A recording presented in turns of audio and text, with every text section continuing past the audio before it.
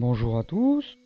Alors aujourd'hui j'aimerais partager ma vision ou mon expérience sur la blessure d'abandon. Parce que j'ai vécu une expérience personnelle où j'ai dû voir la souffrance et la vie m'a obligé à aller voir à l'intérieur de moi. Donc il faut bien comprendre que l'abandon, finalement, c'est entre 0 et 7 ans, il s'est passé quelque chose dans l'enfance qui a fait qu'on a eu un manque.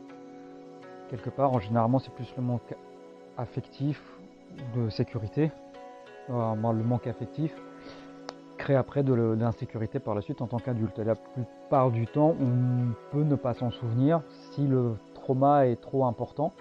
On ne s'en souvient pas entre ce qui s'est passé entre 0 et 7 ans. On ne s'en souvient pas puisque le cerveau nous protège de ce qui s'est passé et qu'à l'instant T, on peut ne pas être prêt à recevoir cette information-là. Donc c'est un peu le travail du subconscient de nous travailler. Donc du coup, comment on fait? Au départ, j'ai fait comme tout le monde. L'autre était ma priorité et moi, ça ne comptait pas. Pour moi, je n'avais aucune valeur. Donc du coup, les autres étaient toujours mieux que moi. Et leur avis était toujours plus important que le mien. Le mien n'avait pas de valeur puisque je considérais que je n'avais pas de valeur. Donc finalement, que je ne m'aimais pas, en fait. Mais ça, que je ne le savais pas à ce moment-là. J'existais à travers les autres. C'est du fait qu'ils portaient leur regard sur moi ou qu'ils prenaient du temps pour moi, là j'étais considéré, là je me sentais aimé, merveilleux. Et finalement c'est enfin quelqu'un prend le temps de me considérer, puisqu'en fait la blessure que j'ai était liée à ma mère qui ne me considérait pas, qui me considère toujours pas, mais aujourd'hui ça n'a plus aucun impact, même si ça m'attriste, et c'est ok avec ça, mais j'en suis conscient, c'est la différence. Et donc du coup, finalement, je cherchais à travers ça, là, inconsciemment, l'amour de ma mère, que je n'avais pas, donc je cherchais ailleurs, et que je ne pouvais pas avoir non plus. Puisqu'après, je tombais sur, que ce soit au sein du travail, que ce soit en termes amical, que ce soit en termes sentimental, je tombais sur des relations qui étaient dysfonctionnelles, qui n'étaient pas équilibrées. Les relations étaient la plupart du temps, si ce n'était systématique, par de la domination. Donc c'était toujours l'autre qui était supérieur à moi et moi qui me mettais en dessous, en fait, qui me mettait en position de soumission, puisque c'est les relations que j'avais appris étant enfant, que ça devait être ça les relations interpersonnelles, ce qui n'est pas le cas. Et donc du coup, comment on fait après? C'est quand la vie, récemment, donc l'année dernière, en 2023, à partir de septembre 2023, la vie m'a mis dans une situation qui m'a obligé à être seul. Alors quand je dis seul, une solitude que je n'avais jamais connue, c'est-à-dire vraiment le sentiment d'être, et je parle bien d'un sentiment, d'être abandonné par tout le monde. Par tout le monde, j'avais vécu une expérience de vie qui était dans une ancienne relation qui m'avait obligé à quitter les lieux, même vivre dehors, parce que j'ai dû vivre dans ma voiture pendant une semaine. Et du coup, elle avait toutes mes affaires, donc j'ai dû vivre pendant 3 mois de Airbnb en Airbnb. À savoir qu'elle avait toutes mes affaires. Moi, je venais de commencer un nouveau travail. Je devais en plus accueillir après au mois d'octobre pour les vacances mes enfants. J'avais aussi mon chien, enfin voilà. Et tout ça pour dire qu'en fait, j'avais personne à ce moment-là qui pouvait m'accueillir. Et peu importe vers qui les personnes allaient, c'était tout le temps, soit c'était pas possible. Enfin voilà, il n'y avait aucune solution pour moi à ce moment-là, à part rester dans la Airbnb. Et du coup, même le premier mois, j'avais même pas mon chien. Donc du coup, j'étais vraiment seul à moi-même, donc je ne pouvais que compter sur moi et que voir à l'intérieur de moi. Et ça a été euh, l'une des expériences, parce qu'il y en a eu deux, mais celle-ci c'est la deuxième, voilà, des expériences les plus douloureuses de ma vie. Euh, de cette peur, de ce sentiment d'être abandonné par tout le monde. Et qui n'est pas le cas. C'est juste que, effectivement, eux, de leur point de vue, ne pouvaient pas, ou après, ils ne se sentaient pas, ou eux-mêmes avaient leurs propres défis de vie, mais qui n'avaient rien à voir avec moi. Et moi, je le prenais personnellement, en fait.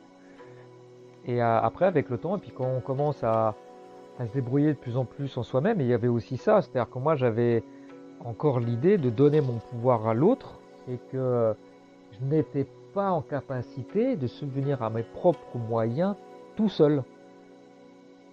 Voilà. Et j'avais cette croyance-là. J'ai encore quelques traces, hein, parce que après pardon, des choses comme ça mettent un certain temps à guérir. Mais le plus gros effet, c'est-à-dire qu'aujourd'hui, être seul à la maison, me va très bien d'avoir des moments seuls où je ne veux pas voir du monde, justement. Et aujourd'hui, j'en ai besoin. J'en ai vraiment besoin de me retrouver seul, seul avec mes pensées, seul avec moi, prendre du temps pour moi, prendre du plaisir à prendre du temps pour moi, faire des choses qui sont importantes pour moi. Et surtout, la priorité, c'est moi, en fait. Voilà. C'est-à-dire que c'est plus l'autre n'est plus ma priorité, c'est moi d'abord, mais non pas d'une façon, enfin, selon du point de vue égoïste, finalement, c'est que l'image qu'on communique souvent, c'est dans les avions. Il faut d'abord être en capacité de mettre l'oxygène d'abord à soi pour pouvoir aider l'autre qui en a besoin. Et c'est ça, c'est d'abord soi, d'abord l'amour de soi, d'abord se respecter soi, connaître ses valeurs, connaître ses points où en fait on est moins bon et de l'accepter qu'on est moins bon à ça, donc c'est tout, et que connaître ses propres limites, connaître ses besoins et puis s'accepter tel qu'on l'on est, s'aimer aussi tel qu'on l'on est, parce que ça c'est important aussi d'avoir de l'amour pour soi, parce que c'est lorsqu'on a suffisamment d'amour pour soi qu'on va trouver des relations de meilleure qualité. Hein. C'est ça aussi, parce que si on est quand on n'est vraiment pas bien à l'intérieur, on va trouver des gens qui malheureusement vont utiliser ces failles-là. Voilà. Donc à partir du moment où je suis suffisamment ancré dans qui je suis, ce que je veux dans ma vie, ce que j'accepte de faire rentrer dans ma vie qui est non négociable, et qu'à un moment la remise en question s'arrête quand celle de l'autre doit commencer, que certains comportements que les autres personnes, je n'en suis pas responsable. Si je suis clair avec ça, que ce que je dis, ce que je fais n'a pas de raison sur le comportement de l'autre, à partir du moment où je suis bienveillant et que je le respecte, je n'ai pas à me remettre en question. Là, c'est stop. Là, ce comportement-là, je ne l'accepte pas parce qu'il n'y a aucune raison d'accepter un comportement pareil. Et si la personne face à soi n'est pas en mesure de l'entendre, eh ben, elle a le taf à faire sur elle. Et ça, c'est son problème, mais elle sort de ma vie. Voilà. C'est-à-dire que maintenant, c'est sélectionner ce qui est important, les gens que je laisse rentrer dans ma vie, les gens, voilà. Et ceux que je ne sens pas, tac, dehors. Voilà. Et après, la vie, elle change, mais c'est vrai qu'il y a aussi toute l'identification de l'ego qui se fait à je ne suis pas en capacité de me débrouiller tout seul, donc que j'ai besoin forcément de l'autre pour exister.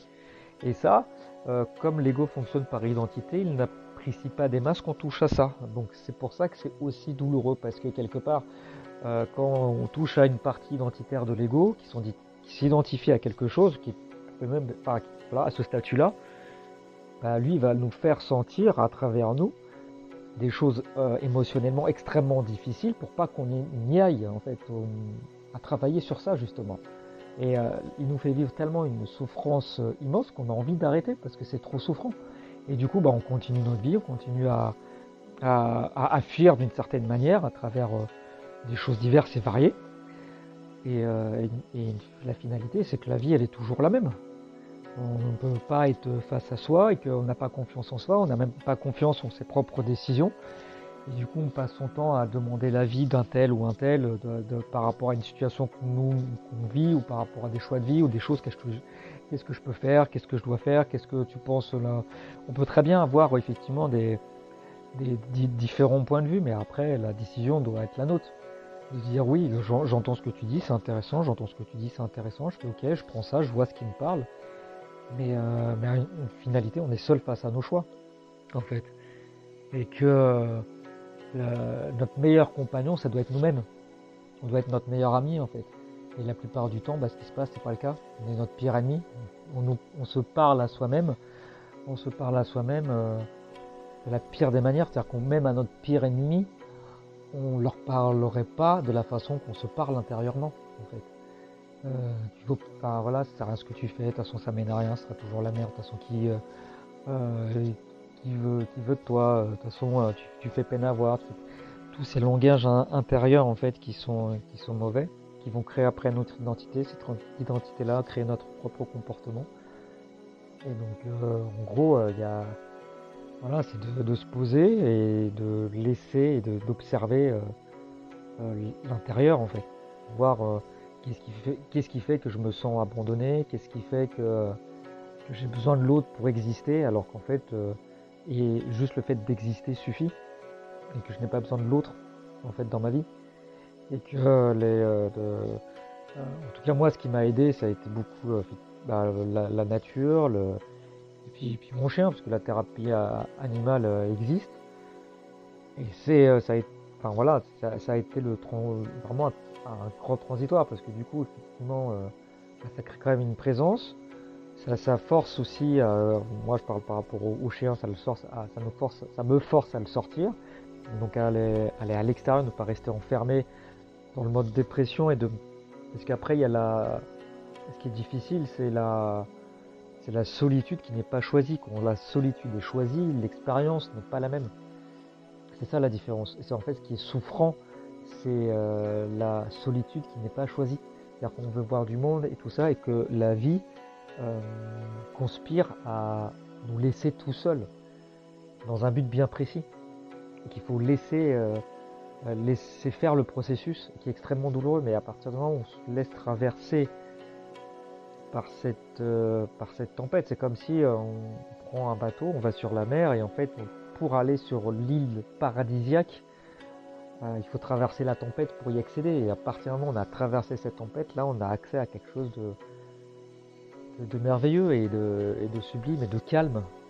Mais ça effectivement c'est un parcours, et il n'y a aucune comparaison à avoir par rapport à des personnes qui ont fait le taf avant. Ouais, mais pareil, en fait, la seule comparaison, à mon sens, qu'il faut y avoir, c'est la comparaison à soi, de soi il y a un mois, un an, 10 ans, 20 ans.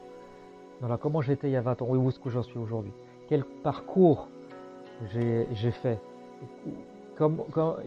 Quelle fierté j'ai de ce que j'ai déjà parcouru aujourd'hui avec les moyens que j'avais à l'époque.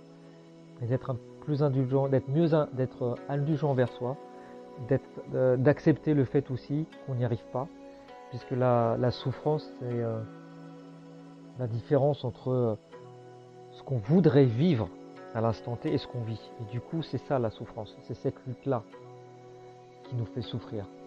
Donc voilà, donc j'espère que cette vision-là va aider, en tout cas, c'est vraiment dans ce but-là, moi, c'est de partager des expériences et tout ça qui puissent être utiles à quelqu'un. Donc j'espère que ça vous a aidé, en tout cas à avoir peut-être une autre vision ou quelque chose. Et surtout, le plus important, c'est que l'amour commence toujours par soi.